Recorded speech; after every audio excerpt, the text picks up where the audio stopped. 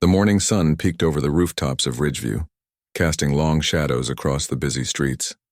It was one of those crisp autumn days where the air felt cool but not cold, and the city buzzed with its usual energy. People hurried to their destinations, students heading to school, workers rushing to offices, and vendors setting up shop for the day. In the heart of downtown, near the towering police headquarters, a quiet moment unfolded that would soon ripple through the entire community.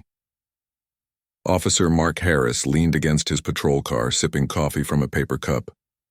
He had been on duty since early dawn, patrolling the streets as he always did. To some, Harris was known as a dedicated officer who followed the rules to the letter. But to others, particularly those in marginalized communities, he carried a reputation that made them uneasy. Over the years, whispers about his harsh tactics and insensitive remarks had spread like wildfire. Some claimed he treated people differently based on their appearance, while others simply avoided crossing paths with him whenever possible.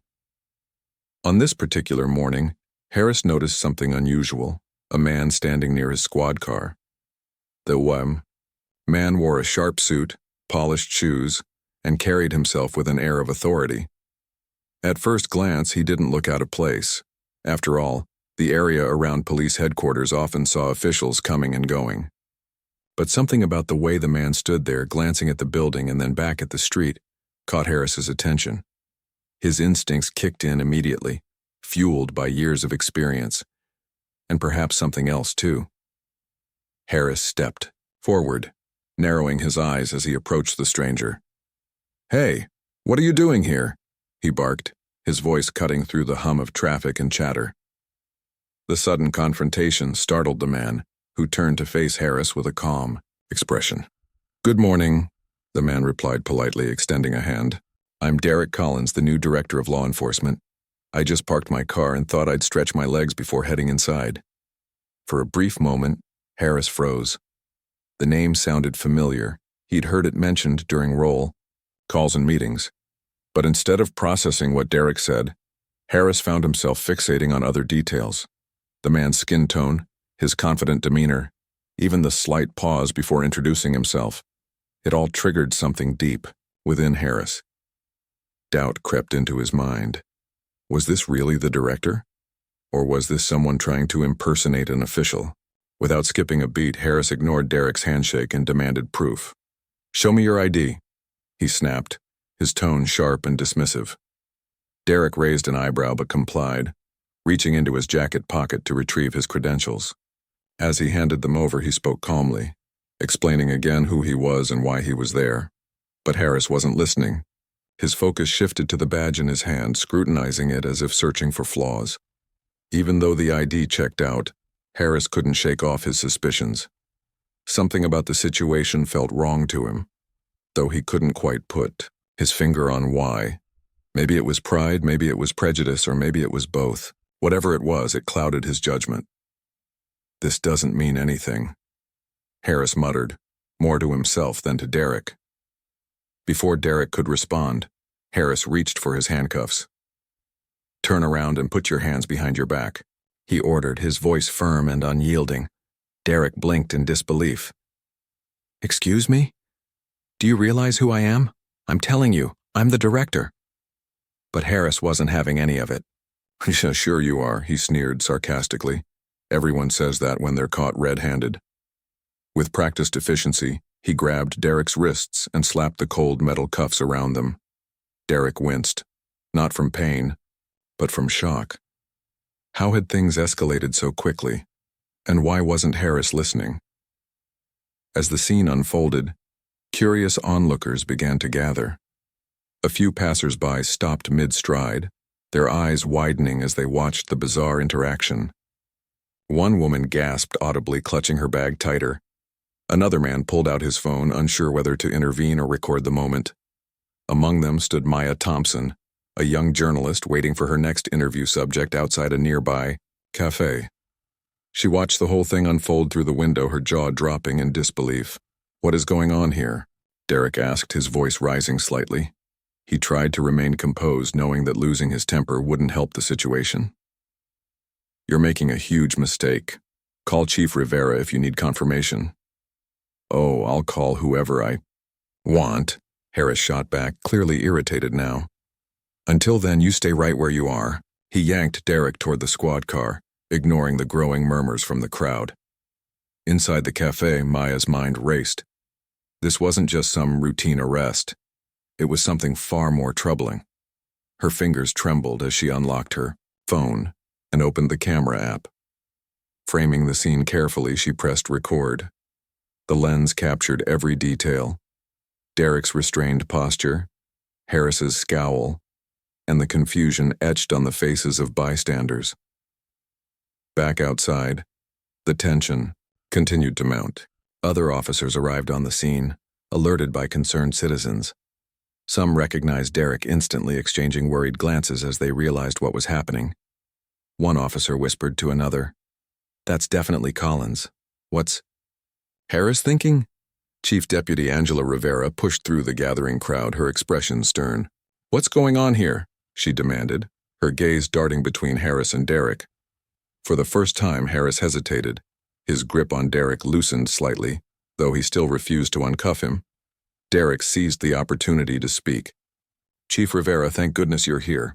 Officer Harris has detained me under false pretenses. I assure you I am who I say I am." Rivera's eyes narrowed as she processed the situation.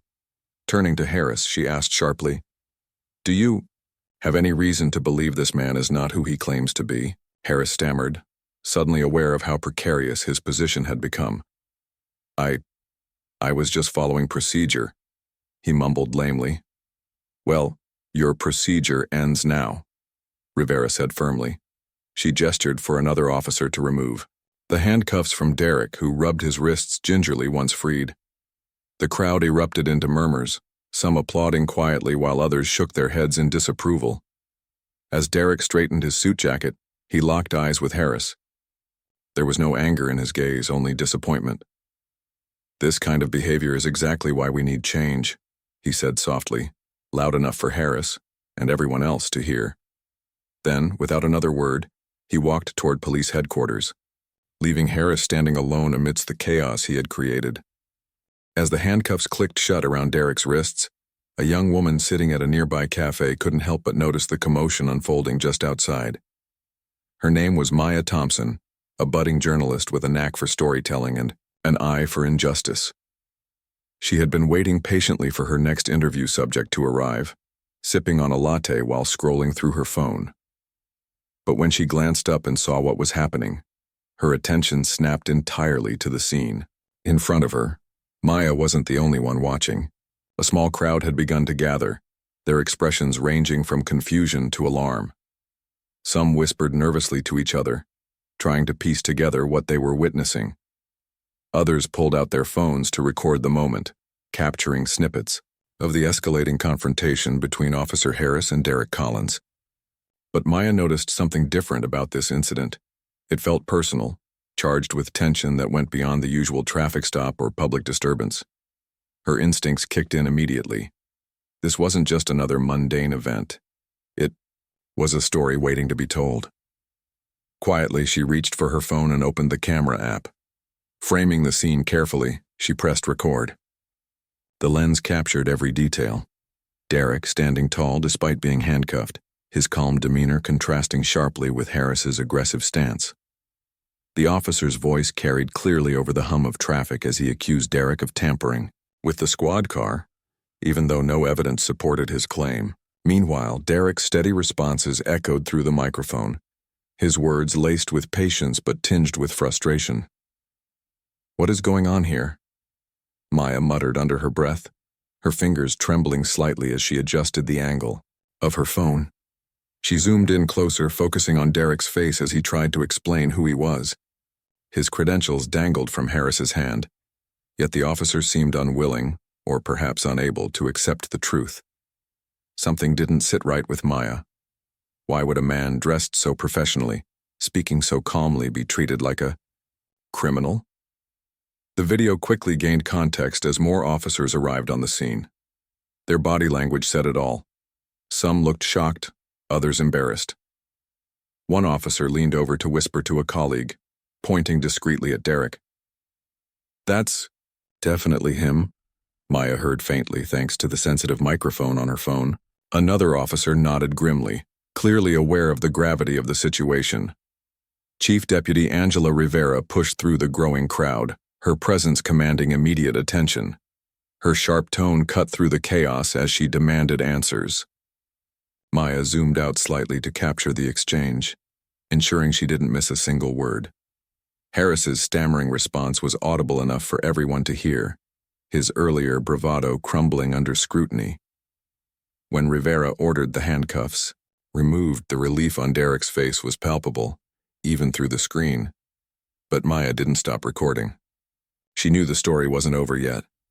As the crowd dispersed and Derek walked toward police headquarters, she kept the camera rolling, capturing reactions from bystanders. Some clapped softly, offering quiet support. Others shook their heads, in disbelief, muttering about how such things shouldn't happen in broad daylight. A few people approached Maya, curious about why she was filming. "Are you a reporter?" One man asked, his voice low but urgent. "You need to share this. People have to know what happened here." Maya nodded, her heart racing. "I am," she replied. "And I will." Within minutes of ending the recording, Maya uploaded the footage to her laptop, trimming it down to highlight the key moments. She added captions for clarity, making sure viewers understood exactly who Derek Collins was and why his treatment mattered. Then, with a deep breath, she posted the video online. Social media platforms lit up almost instantly. Comments flooded in, ranging from outrage to disbelief. Hashtags like "Justice for Derek" and "Iron Accountability" now began trending within hours, drawing national attention to the incident. Back at the cafe, Maya packed up her things, still processing what she had witnessed. She couldn't shake the image of Derek standing there, dignified yet vulnerable, as Harris refused to listen. It reminded her of countless stories she'd read about systemic issues within law enforcement, issues she had always wanted to address in her work. Now, fate had handed her a chance to make a difference. As the day wore on, news outlets picked up the story, citing Maya's video as primary evidence. Journalists called her for interviews, eager to learn more about the young woman who had captured such a pivotal moment. Maya obliged, speaking passionately about the importance of transparency and accountability. "This isn't just about one officer or one incident," she emphasized during a live segment on a local news channel. "It's about recognizing patterns of behavior and working to change them." Meanwhile, the video continued to spark conversations across the country. Civil rights organizations praised Maya for her quick thinking and bravery. Community leaders used the footage to advocate for reform, organizing rallies and town hall meetings to discuss policing practices. Even celebrities weighed in, sharing the clip with their millions of followers and amplifying its reach. By evening, Maya's phone buzzed nonstop with notifications. Messages poured in from strangers thanking her for shining a light on the issue. Others offered tips and leads, hoping she could uncover similar cases hidden beneath the surface. For the first time in her career, Maya felt like she was truly making an impact, not just reporting the news, but shaping it. As she sat alone in her apartment later that night replaying the video one last time, Maya allowed herself a small smile. She hadn't planned to become part of the story, but sometimes life had a way of steering you toward your purpose. And if her actions helped hold someone accountable while inspiring others to demand better, then maybe, just maybe, she had done something worthwhile. Little did she know, the ripple effects of her decision were only beginning. Across the nation, people were talking, debating, and organizing. The seeds of change had been planted, and Maya Thompson had played a crucial role in watering them. The fallout from the incident spread like wildfire, igniting emotions and sparking debates that rippled far beyond the streets of Ridgeview.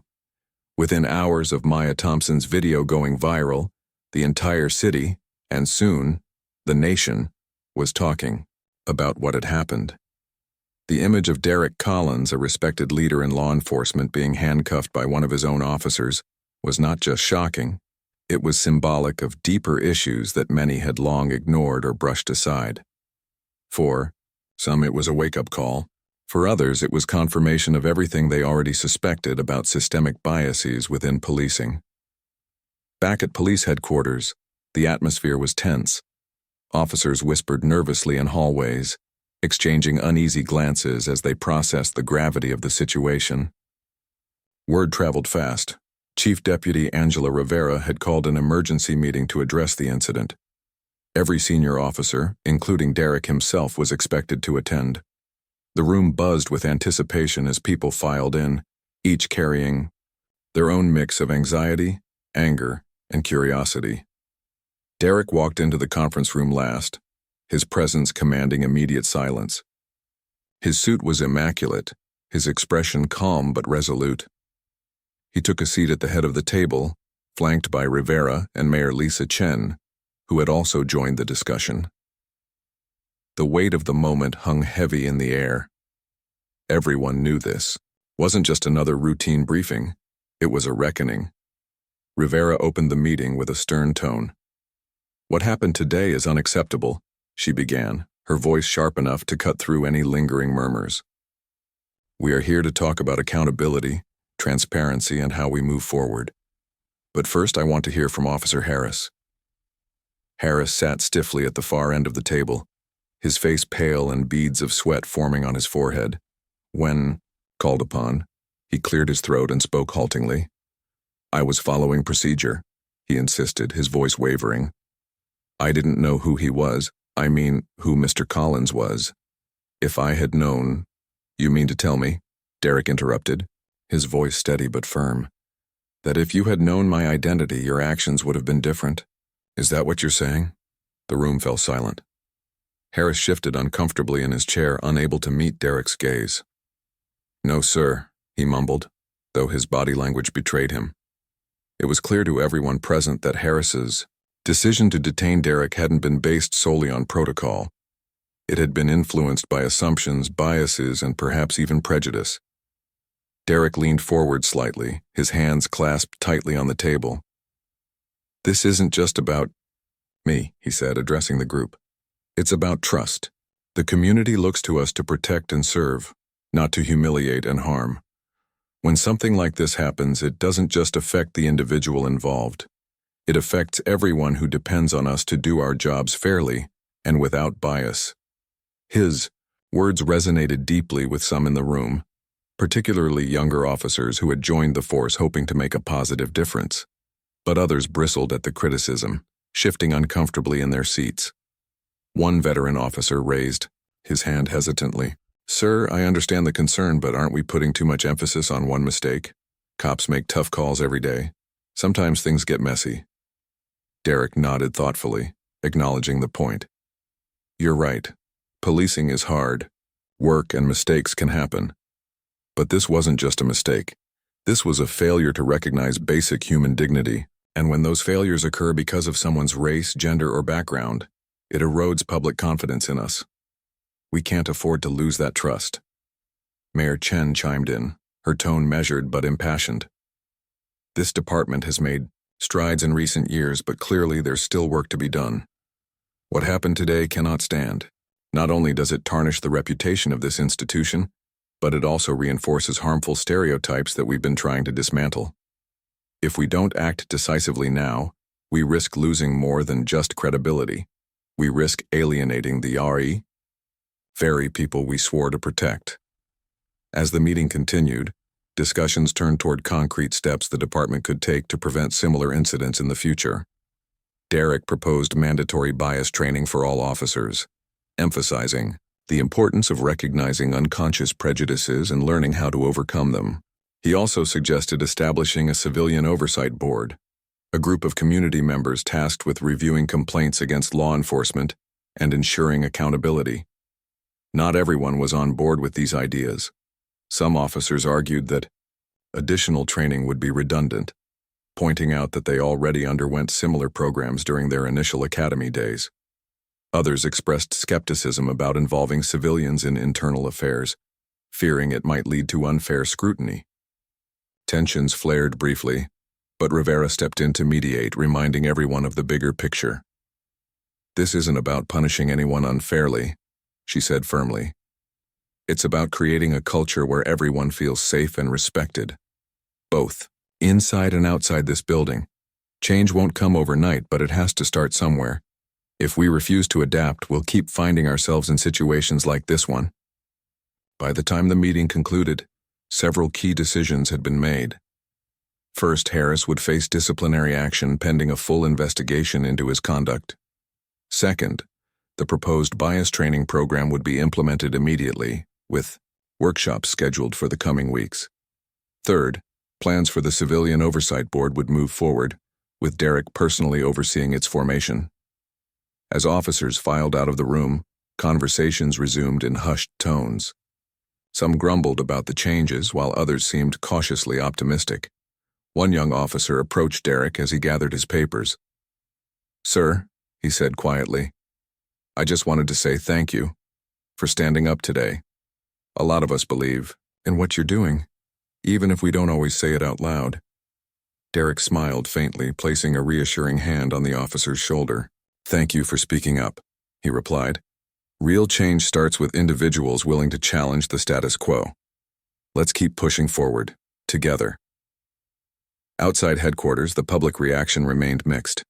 Supporters of Harris organized protests, holding signs that read "Protect our police" and decrying what they saw as unfair treatment of officers. Meanwhile, counter-protesters rallied behind Derek, chanting slogans like "Justice over bias" and demanding greater accountability from law enforcement. The divide was palpable, underscoring the complexity of the issue at hand. Despite the backlash, Derek remained undeterred. He understood that progress often came with resistance, especially when it challenged deeply ingrained systems and beliefs. As he prepared to leave the building, he paused for a moment, looking out at the crowd gathered beyond the gates. Some faces were angry, others hopeful, but all were invested in what came next. For Derek, this wasn't just about punishing one bad actor or implementing new policies. It was about setting a precedent, a reminder that no one, regardless of rank or title, was above scrutiny. And as he stepped outside to address the media waiting patiently nearby, he carried with him a renewed sense of purpose. The road ahead wouldn't be easy, but he was ready to walk it, one step at a time. The meeting inside police headquarters had barely wrapped up when the next wave of consequences began to unfold. News of Officer Mark Harris's disciplinary hearing spread quickly, and within minutes, rumors swirled about what would happen to him. Some officers whispered nervously in the hallways, wondering if Harris's fate would set a precedent for how the department handled similar incidents in the future. Others avoided discussing it altogether, sensing that the situation was far too volatile to touch without risking backlash. Chief Deputy Angela Rivera wasted no time. With Derek Collins's approval, she called Harris into her office less than an hour after the emergency meeting ended. The room was small but imposing, with walls lined with framed commendations and awards, a stark contrast to the tension hanging in the air. Harris sat stiffly across from Rivera, his hands clasped tightly together as though trying to hold himself together. His face was pale, beads of sweat forming on his forehead despite the cool temperature of the room. Rivera didn't mince words. "Officer Harris," she began, her tone firm and unyielding, "what you did today goes against everything this department stands for. You violated protocol, disrespected a superior officer, and undermined public trust in law enforcement. These actions cannot and will not be tolerated." Harris opened his mouth to defend himself, but Rivera held up a hand, silencing him before he could speak. "I've reviewed the footage, spoken with witnesses, and consulted with senior leadership. There's no doubt in my mind that your behavior was inappropriate and unacceptable. Effective immediately, you are terminated from the Ridgeview Police Department." The words hit Harris like a punch to the gut. For a moment, he sat frozen, staring at Rivera as if hoping she might take them back. But when it became clear that she meant every syllable, anger bubbled to the surface. "You're making a huge mistake," he spat, his voice rising. "This is all because of who he is, isn't it? If it had been anyone else, you wouldn't be coming down so hard on me." Rivera leaned forward, her expression unwavering. "No, Officer Harris. This isn't about who Mr. Collins is. It's about how you treated him. Your actions were rooted in bias, whether you want to admit it or not. And as long as I'm in charge, I won't allow that kind of behavior to exist in this department." With those final words, Rivera handed him a formal termination letter. Harris snatched it from her desk, crumpling it slightly in his fist as he stormed out of the office. As he passed through the hallway, other officers avoided eye contact, pretending to focus on their work. He slammed the door behind him, leaving a trail of tension in his wake. Outside, reporters had gathered, eager to get a statement from Harris. Cameras flashed as he emerged, his face red with fury. "This is ridiculous," he shouted, pointing accusingly at the building. "They're throwing me under the bus because of politics. Everyone knows I was just doing my job." His rant continued, growing increasingly unhinged as he accused the department of favoritism and bias against officers like him. Reporters scribbled furiously in their notebooks, capturing every word for their stories. Meanwhile, inside the building, Derek Collins prepared to address the media alongside Chief Rivera and Mayor Lisa Chen. They stood outside police headquarters, microphones and cameras trained on them as they stepped up to the podium. Derek took a deep breath before speaking, his voice steady but filled with emotion. "Today is a difficult day for all of us," he began, looking directly into the cameras. "What happened earlier was a painful reminder of the challenges we face, not only as a police department but as a community. Racism and bias have no place in law enforcement, yet they persist. When someone in uniform allows those biases to dictate their actions, it damages the trust we've worked so hard to build." He paused, letting his words sink in. "Officer Harris has been relieved of his duties, and while this decision may bring temporary relief, it doesn't solve the larger issue. We must confront these problems head-on if we hope to create real change. That's why we're implementing mandatory bias training for all officers, establishing a civilian oversight board, and doubling down on our commitment to transparency and accountability." Mayor Chen stepped forward next, adding her perspective. "This incident highlights the urgent need for reform. Our city deserves a police force that reflects its values, fairness, integrity, and respect for all individuals. We will not shy away from tough conversations or difficult decisions. Together, we can ensure that tragedies like this never happen again." As the press conference drew to a close, questions poured in from reporters. One asked whether Harris would face criminal charges, while another questioned whether the department planned to review past cases involving allegations of racial profiling. Derek and Rivera answered thoughtfully, emphasizing that investigations were ongoing and promising full cooperation with any legal proceedings. The fallout from Harris's termination rippled throughout the department. Some officers grumbled privately about the decision, arguing that it set a dangerous precedent. "If we're going to lose our jobs over every little thing, then what's the point?" one veteran cop muttered during lunch break. Others, however, welcomed the move, seeing it as a necessary step toward rebuilding trust. "It's about time someone held people accountable," said a younger officer, shaking her head. "We can't keep pretending these issues don't exist." In the days that followed, social media buzzed with reactions to Harris's firing. Supporters rallied around him, organizing protests outside police headquarters and demanding his reinstatement. Signs reading "Protect our officers" and "Fair treatment for all" dotted the landscape, drawing mixed responses from passers-by. Counter-protesters showed up too, holding banners that read "Justice over bias" and "Accountability now." Tensions simmered as chants echoed through the streets, each side convinced of its righteousness. For Derek, the chaos underscored the importance of staying focused on the bigger picture. He spent hours meeting with community leaders, listening to their concerns and ideas for improving relations between residents and law enforcement. Many praised him for taking a stand, while others challenged him to go further. "Firing one officer isn't enough," said a local activist during a town hall meeting. "We need systemic changes that address the root causes of these problems." Derek nodded, acknowledging the criticism. "You're absolutely right," he replied. "One action won't fix everything overnight, but it's a start. By working together, we can create lasting solutions that benefit everyone." As the dust began to settle, Harris found himself struggling to adjust to life after losing his badge. Job applications went unanswered, and former colleagues distanced themselves from him, fearing guilt by association. Bitterness consumed him, and he lashed out at anyone who dared question his motives. At home, he spent hours watching news coverage of the incident, replaying interviews and dissecting comments made by Derek and Rivera. Each mention of his name fueled his resentment, convincing him that the world was conspiring against him. But, while Harris wallowed in self-pity, Derek pressed forward with his plans for reform. Training sessions kicked off within weeks, led by experts in diversity and inclusion.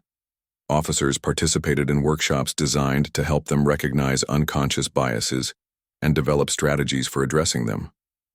Some embraced the lessons, enthusiastically, sharing insights with their peers. Others resisted, rolling their eyes or checking their phones during presentations. Still, progress, however slow, was being made.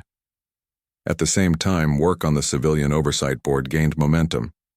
Community members submitted applications to join the panel, eager to play a role in shaping the future of policing in Ridgeview.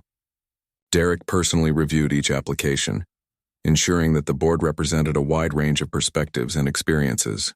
When the inaugural meeting finally took place, participants left feeling empowered and hopeful, knowing they had a voice in holding law enforcement accountable. Though challenges remained, Derek couldn't help but feel a glimmer of optimism. Change was never easy, especially when it required confronting uncomfortable truths. But as he looked out at the city he served, he saw glimpses of progress. In the officers committed to doing better, in the activists refusing to give up, and in the everyday citizens determined to make their voices heard. It wasn't perfect, but it was a start, and sometimes that was all you needed to move forward. The weeks following Officer Mark Harris's termination were a whirlwind of emotions, debates, and action, or in some cases, resistance. Ridgeview found itself at the center of a national conversation about policing, accountability, and systemic biases. While some residents praised Derek Collins for his leadership and commitment to reform, others pushed back fiercely, accusing him of overstepping boundaries or favoring certain groups over others. The divide was palpable, both within the police department and throughout the community. Outside police headquarters, protests continued almost daily. Supporters of Harris gathered on one side of the street, holding signs that read, "Blue Lives Matter," and "Stand with our officers."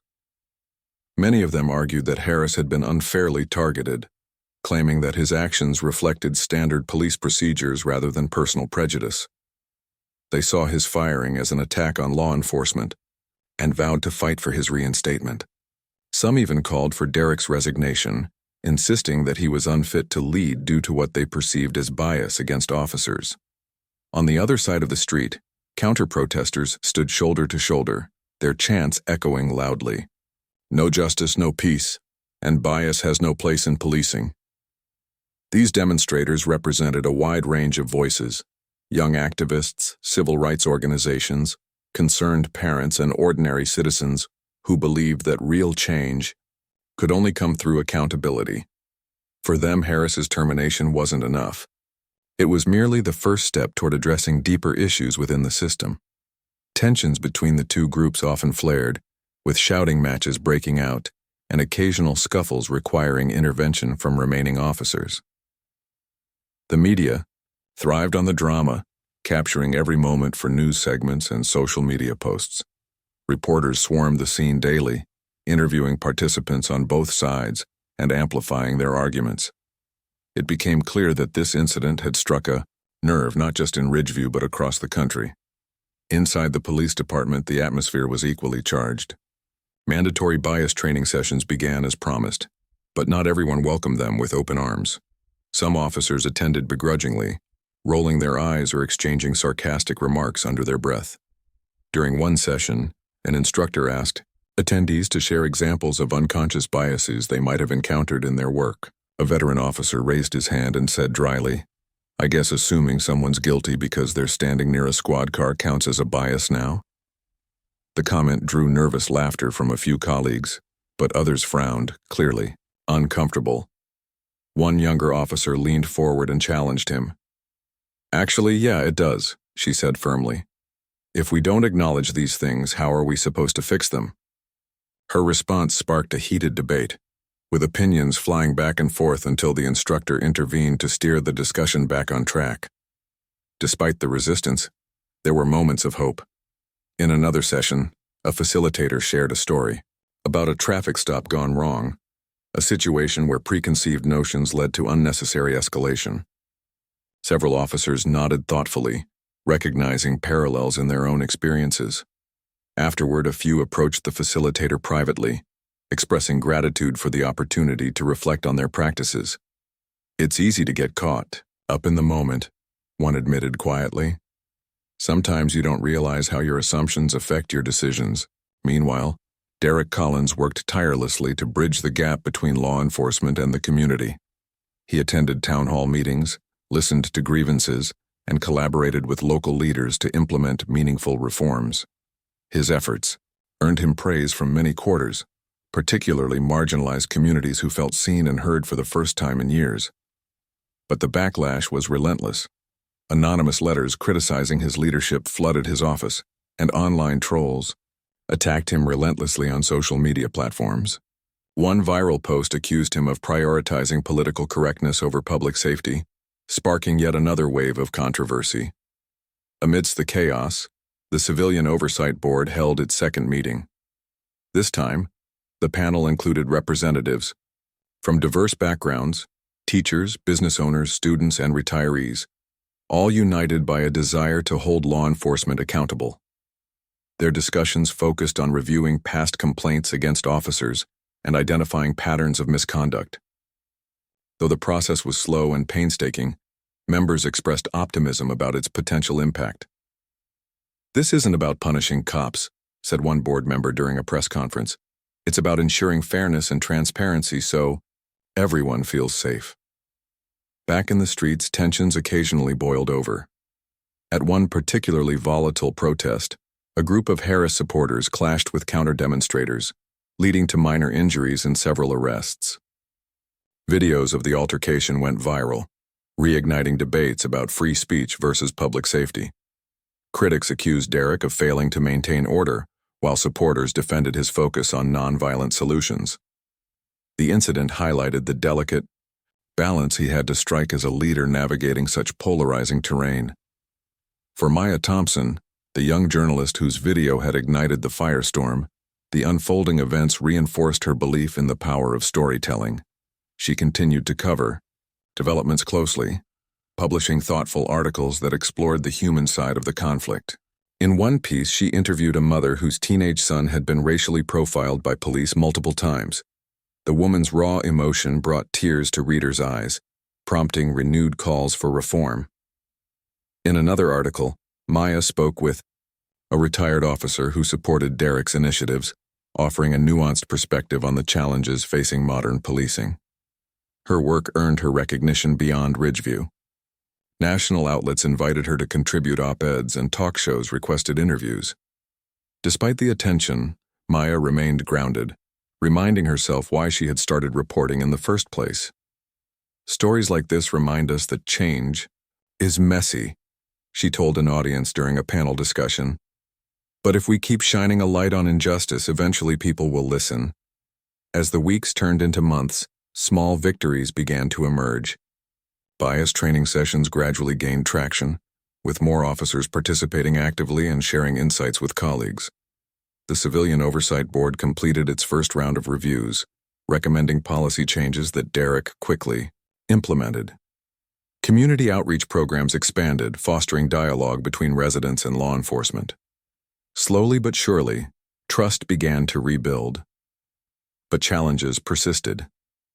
Harris's supporters refused to let the issue die, organizing rallies and circulating petitions demanding his reinstatement.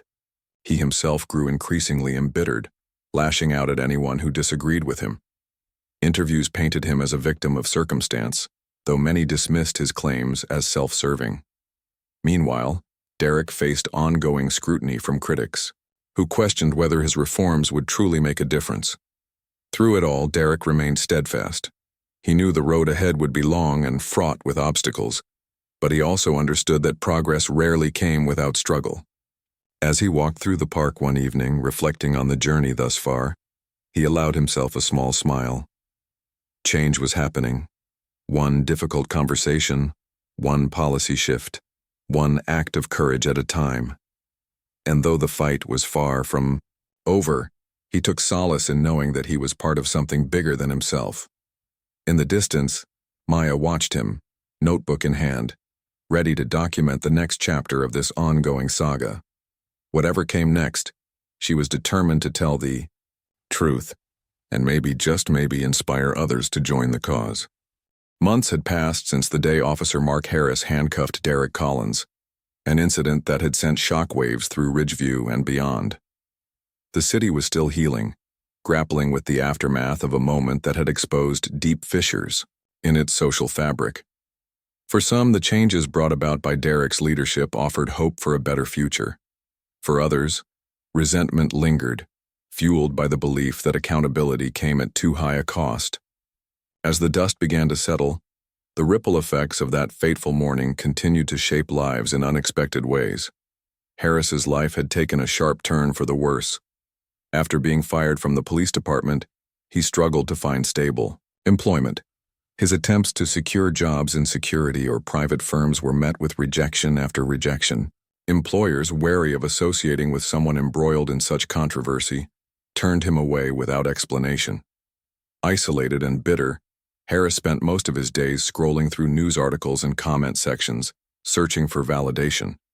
He clung to online forums where like-minded individuals railed against what they called anti-police propaganda, finding solace in their shared grievances.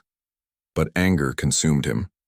In conversations with friends, or rather the few who still spoke to him, Harris grew increasingly combative.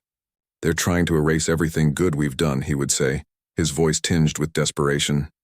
"It's not about justice, it's about revenge." Over time, even those closest to him began to distance themselves, unable to endure his constant negativity. Alone and adrift, Harris became a shadow of his former self, blaming everyone but himself for his downfall. In contrast, Derek Collins emerged as a beacon of resilience and determination. His unwavering commitment to reform earned him national acclaim, transforming him into a symbol of progress within law enforcement. Invitations poured in from across the country. Conferences wanted him to deliver keynote speeches. Universities sought his insights as a guest lecturer, and advocacy groups begged him to join their boards. Yet despite the accolades, Derek remained grounded, never losing sight of why he had chosen this path in the first place. One crisp autumn afternoon, a year almost to the day since the incident, Derek found himself walking through the same park near police headquarters. Leaves crunched beneath his feet as he strolled along winding paths, nodding politely at joggers and families enjoying the sunshine. It struck him how much had changed in just 12 months. The department now operated under stricter guidelines, with bias training and civilian oversight becoming integral parts of its culture. Trust between officers and residents, though fragile, was slowly rebuilding. As he approached a bench overlooking a small pond, Derek noticed Maya Thompson sitting there, scribbling notes in her ever-present notebook. She looked up and smiled when she saw him, waving him over. "Mind if I join you?" he asked, gesturing toward the empty space beside her. "Of course not," Maya replied warmly. "I was actually hoping to catch you. I'm working on a follow-up piece about the reforms. You know, checking in on how things are going." Derek chuckled softly as he sat down. "Well, let's just say it hasn't been easy, but we're making strides. Change is messy, especially when it challenges people's deeply held beliefs." Maya nodded thoughtfully, jotting something down before looking back at him. "Do you ever feel like no matter what you do, there will always be people who resist? I mean, Harris's supporters are still out there protesting, and some officers seem skeptical about the new policies." "It's true," Derek admitted.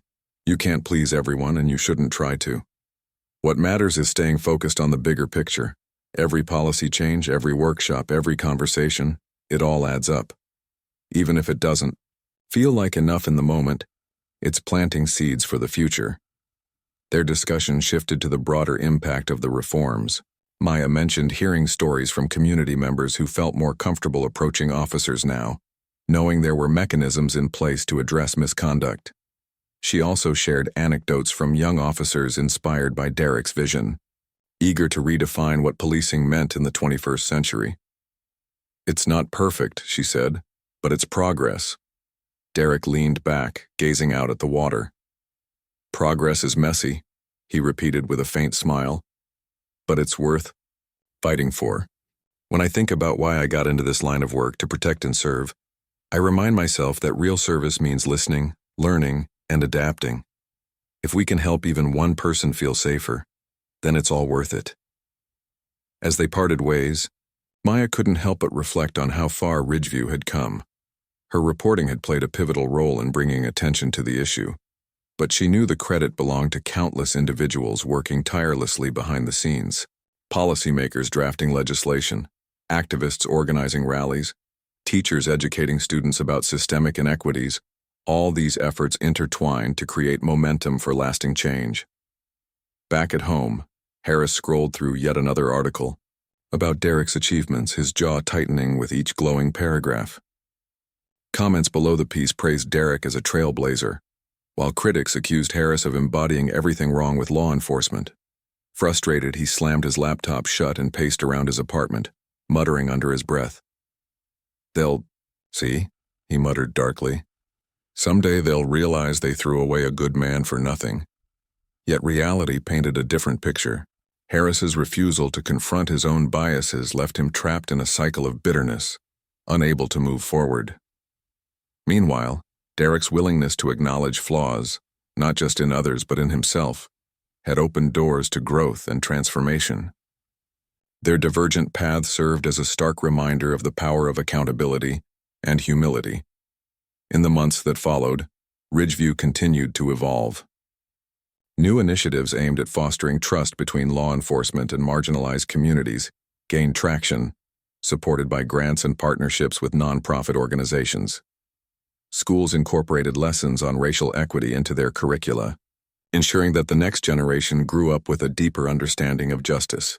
And though challenges remained, the collective effort kept the city moving in the right direction. For Derek, the journey was far from over. He knew that true reform required sustained dedication, not fleeting enthusiasm. But as he stood on stage at a national conference addressing an audience of policymakers, activists, and everyday citizens, he allowed himself a moment of pride. "We've come a long way," he said, his voice steady and filled with conviction. "But our work is never done. Let's keep pushing forward together." And somewhere in the crowd, Maya watched him, her pen poised above her notebook, ready to document the next chapter of this ongoing fight for equality and justice. Whatever obstacles lay ahead, she, and countless others, were determined to keep shining a light on the truth, knowing that every story mattered in the quest for a fairer world.